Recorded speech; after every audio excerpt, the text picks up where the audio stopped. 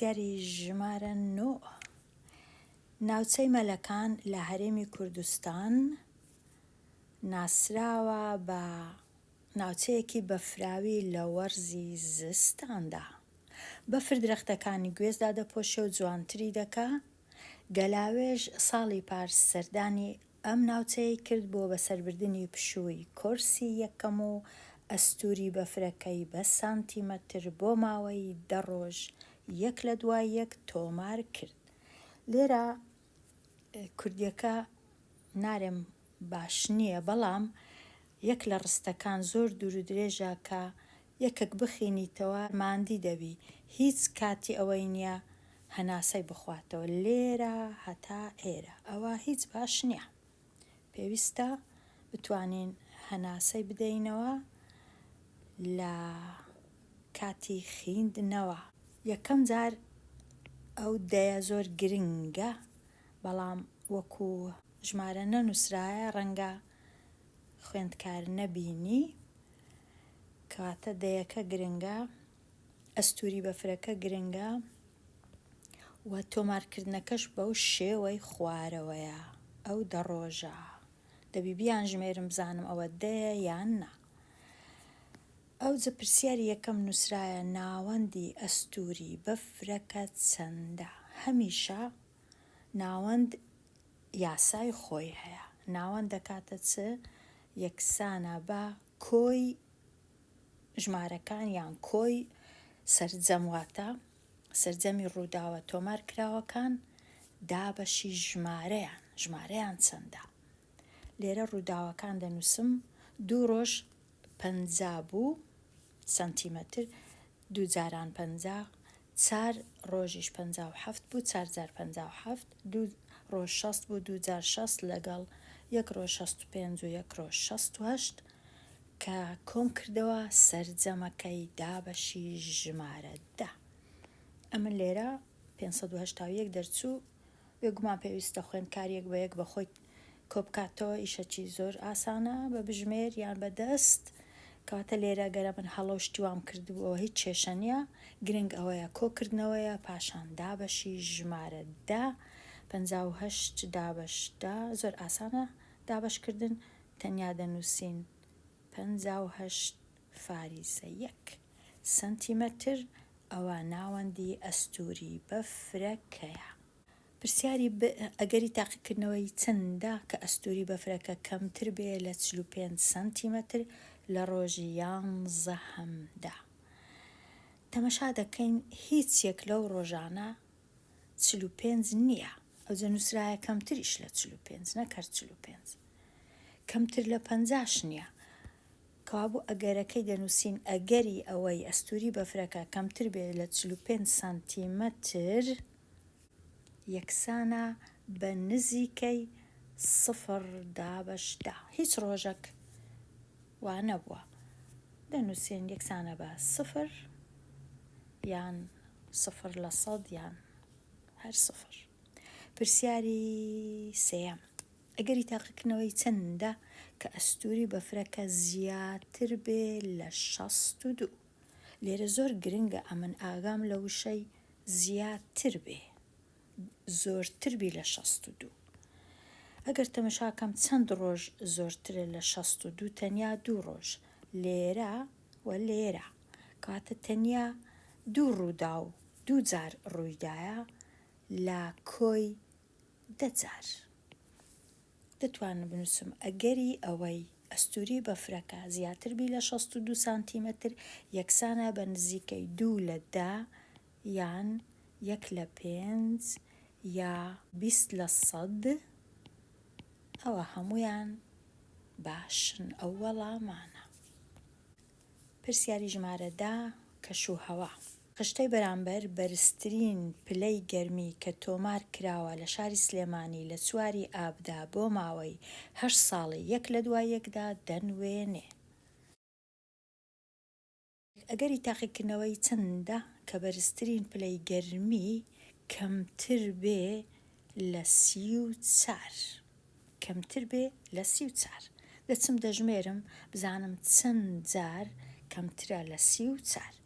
ئەوە 1 جار، ئەوەش 2 جار، ئەوە 3 جار، ئێرەش 4 جار.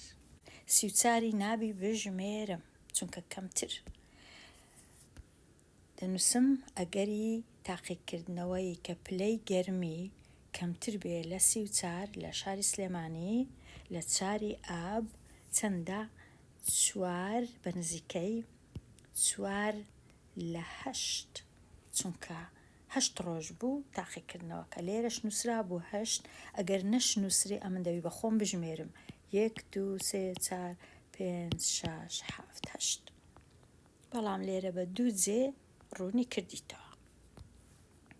ڕەنگە جوان نەبی ئاوا بەجێ بهێڵم کورتکردنەوە هەیە یەکسانە بە نزیکەی 1 لە 2 یان 50 لە 100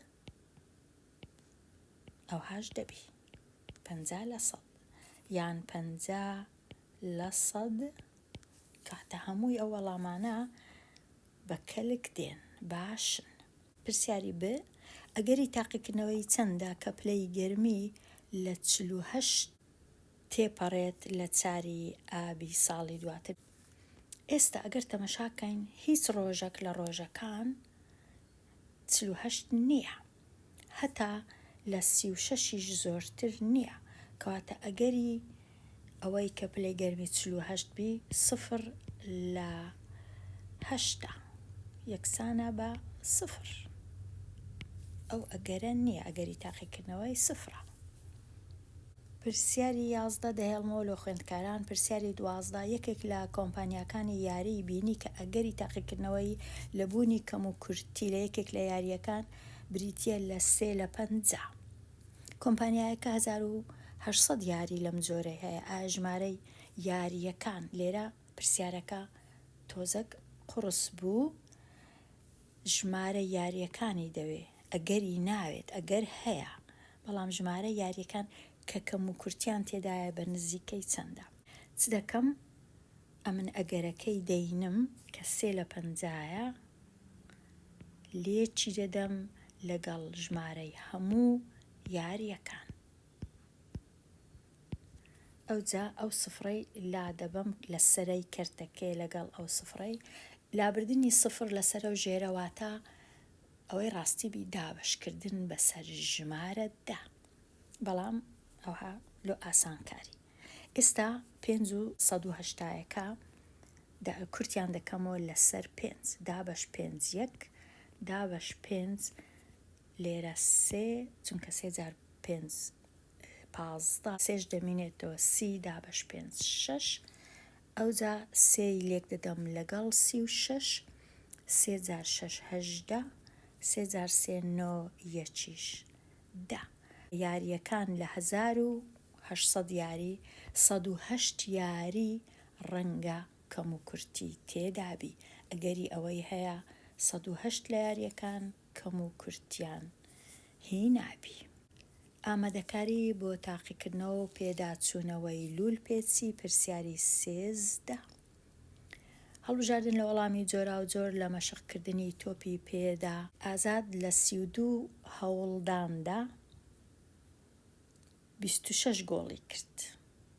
کام ڕێژەی سەدی نزیکترە لە ئەگەری تاقیکردنەوەی ئەوەی لە هەوڵدانی دواتر ئازاد گۆڵ بکە؟ لێرە پێویستە بنووسم ئەگەری گۆڵکردن یەکسانە بە نزیکەی 26 دابش 32. ئەگەر کورتکردنەوە هەبوو بزانم دەگەمە هیچ وەڵامەک. ئەگەر دابەشی 2 بکەم سەرە و ژێرە یەکسان دەبی بە 13 لە 16. 13 لە 16 ئایا نزیکە لە 8 یان نزیکە لە 7؟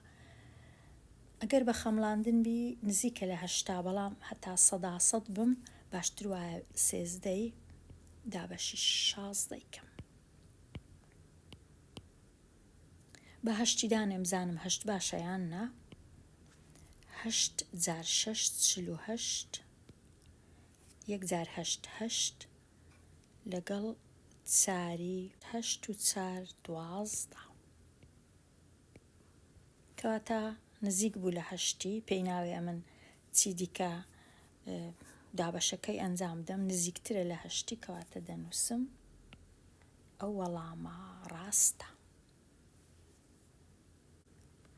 پرسیاری 14 24 کەس چوونە یەکێک لە چێشتخانەکانی پیتزا. 18 کەسیان داوای پیتزای پەنیریان کرد. ئەگەری تاقیکردنەوەی چەندە کە کەسی دواتر داوای پیتزای پەنیر بکە. دیسان لێرە دەنووسم ئەگەری تاقیکردنەوەی کە کەسی دواتر داوای پیتزای پەنیر بکە چەندە 18 لە 24. کوردکردنەوە هەیە لەسەر 6 یەکسەر. 18 دابەش 6 3 24 دابەش 6 4. کەواتە ئەگەرەکە زۆر زۆرە 3 لە 4 یان 75 لە 100. هەر بڕێک بە شێوەی هێزێک بنووسە پرسیاری 15. ئەگەر هاتوو بنچینەکان یەک بوو یەک بنچینەی دەنووسم هێزەکان یان توانەکان کۆ دەکرێنەوە 5 و 4 9.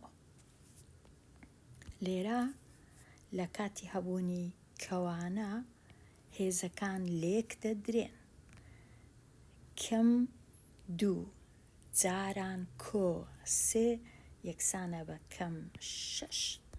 لێرە هێزەکە لە خوارەیە ئەگەر بیهینمە سەرەوە هێزەکە دەبیتە نێگەتیڤ واتە دەبیتە 1 جاران 2 توان نێگەتیڤ 3 یەکسەر دەنووسم 2 توان نێگەتیڤ 3.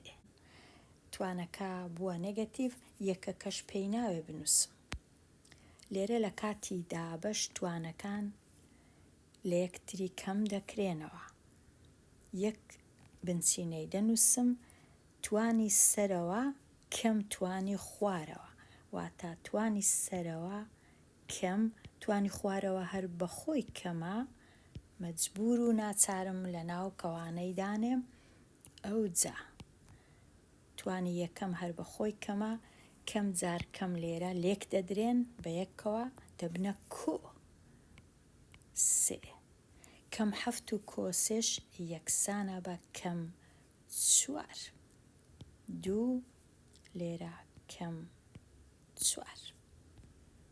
لێرە پێش هەموو شتێک کەوانەکەی دەکەمەوە دەبیتە 3 توان کەم 4 جاران 2 نێگەتیڤ 8. پاشان هەموو ئەو ژمارەی دەبەمە سەرەی کەرتەکە توانەکە نیشانەکەی دەگۆڕدرێ دەبیتە پۆزیتیڤ 3 توان 8. ئەگەر یەکێک هەست بکە ئێرە تۆزێک قڕس بوو دەتوانی ئەو ڕێگای بەکاربینی ئەو یەکەی سەرەوە دەتوانین بکەینە هەرچ بنچینەکمان بووێ چونکە لێرە بنچینەکە 2 ئەمنیش وەکو 2 دەینووسم توانەکەی دەکەمە 0. هەر شتێک توانی 0 بوو واتە 1 ئەو جا لێرەش 2 توان 3 چونکە دابەشە توانەکان لە یەکتر دەردەکرێن واتە 0 کەم 3 و یەکسان دەبی بە 2 توان کەم 3. ئەوە لەوەی وەهاتیە ئەگەر هەستت کرد زەحمەت بوو. لێرە دێمە کۆتایی ئەوانەیە هەتاوانەیەکی نوێ هەر بژی.